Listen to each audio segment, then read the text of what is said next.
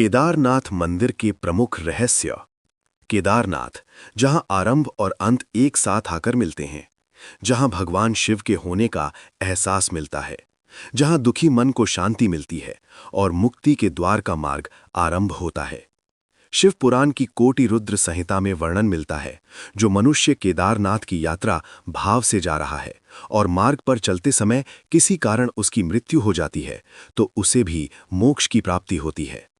केदारनाथ की महिमा सिर्फ इतनी ही नहीं है। शिव पुराण के अनुसार जो मनुष्य केदारनाथ के दर्शन करता है और वहां मौजूद कुंड का जल पान करता है, वह भी जीवन मृत्यु के चक्र से मुक्ति हो जाता है। आइए उस केदारेश्वर भगवान शिव के परम धाम केदारनाथ के उन रहस्यों को जानते हैं जो जीव आत्मा को मुक्ति प्रदान करता है। जाने केदारनाथ के अनकहे रहस्यों को जानते हैं। भगवान शिव को समर्पित केदारनाथ मंदिर उत्तराखंड के रुद्रप्रयाग जिले में स्थित है। केदारनाथ 12 ज्योतिर्लिंग में से एक है, साथ ही पंच केदार में से भी एक है। शिव पुराण के अनुसार इस मंदिर का निर्माण पांडवों के पौत्र महाराज जन्मेजय ने कराया था। यहाँ स्वयंभू शिवलिंग है। साथ ही इस मंदिर का जीर्णोद्धार आदि शंकराचार्य ने कराया था।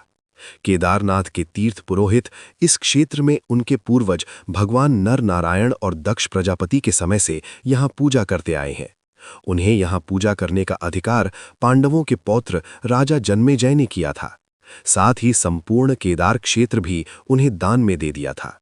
केदारनाथ के जो मुख्य पुजारी शंकराचार्य के वंशज हैं, जो कर्नाटक के वीराशैवा समुदाय से ताल्लुक रखते हैं, जिन्हें रावल नाम से पुकारा जाता है। केदारनाथ के मुख्य पुजारी रावल होने के बाद भी वह वहां पूजा नहीं कराते हैं। वह दूसरों पुजारियों को निर्देश देकर पूजा कराते हैं। 3 भाग में बटा है केदारेश्वर मंदिर। मंदिर को 3 भागों में बांटा जा सकता है।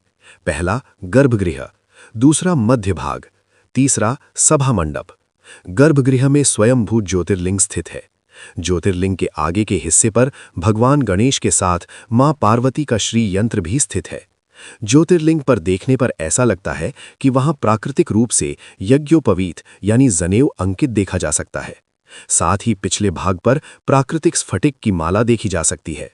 यहां हजारों वर्षों से एक दीपक जल रहा है। जब मंदिर 6 महीने के लिए बंद कर दिया जाता है, उस समय भी यह दीपक अपने आप जलता रहता है। मंदिर में अंदर 4 विशालकाय स्तंभ भी हैं, जिन्हें 4 वेदों का प्रतीक माना जाता है। इनके पीछे से परिक्रमा करनी चाहिए। केदारनाथ मंदिर का इतिहास।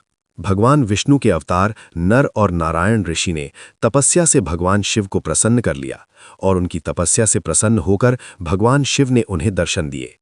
तब नर और नारायण ने वरदान मांगा कि आप ज्योतिर्लिंग रूप में सदा के लिए यहाँ वास कर जाएं।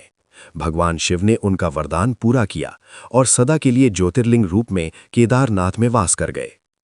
पंच केदार का रहस्य। पुराणों के अनुसार महाभारत का युद्ध जब समाप्त हुआ तो भ्रातृ हत्या के पाप से मुक्ति पाने के लिए भगवान शिव के पास जा रहे थे। पाप से मुक्ति पाने के लिए वे भगवान शिव से आशीर्वाद पाना चाहते थे, लेकिन भगवान शिव पांडवों को दर्शन नहीं देना चाहते थे। भगवान शिव की खोज में पांडव पहले काशी पहुंचे, लेकिन भगवान शिव वहां से अंतर्ध्यान हो गए। भगवान शिव को खोजते खोजते पांडव हिमालय आ पहुंचे, लेकिन भगवान शिव वहां से भी अंतर्ध्यान हो गए। लेकिन पांडवों ने हार नहीं मानी और भगवान शिव को पाने की खोज जारी रखी। जब पांडव केदार पहुंचे तो भगवान शिव उनसे छिपने के लिए बैल का रूप धारण कर बाकी पशुओं में जा मिले। पांडवों को संदेह हुआ तो भीम ने अपना विशाल रूप धारण कर लिया। भीम ने अपने दोनों पैर अलग अलग पहाड़ों पर रख दिए। बाकी सारे बैल को उनके पैर से निकल गए, पर बैल रूप में मौजूद भगवान शिव नहीं गए। इसके बाद भीम ने बैल पर जैसा ही झपट्टा मारा तो बैल का त्रिकोणात्मक पीठ का भाग पकड़ लिया। भगवान शिव पांडवों की भक्ति देखकर प्रसन्न हो गए। जब भगवान शंकर अंतर्ध्यान हो रहे थे तो धड़ का ऊपरी हिस्सा काठमांडू पहुंच गया, जो आज पशुपतिनाथ के नाम से मशहूर है।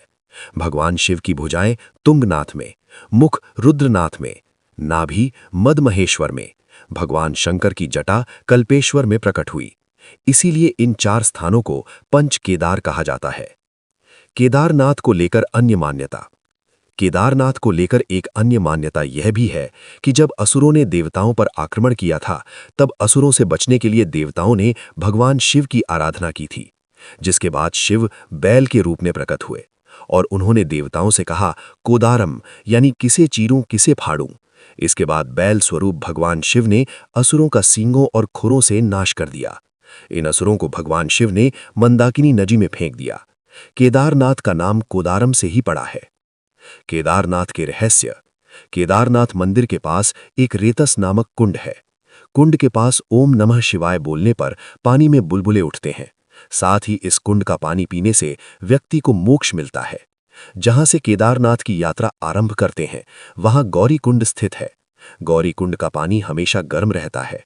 यहां स्नान करने के बाद ही केदारनाथ की यात्रा आरंभ होती है।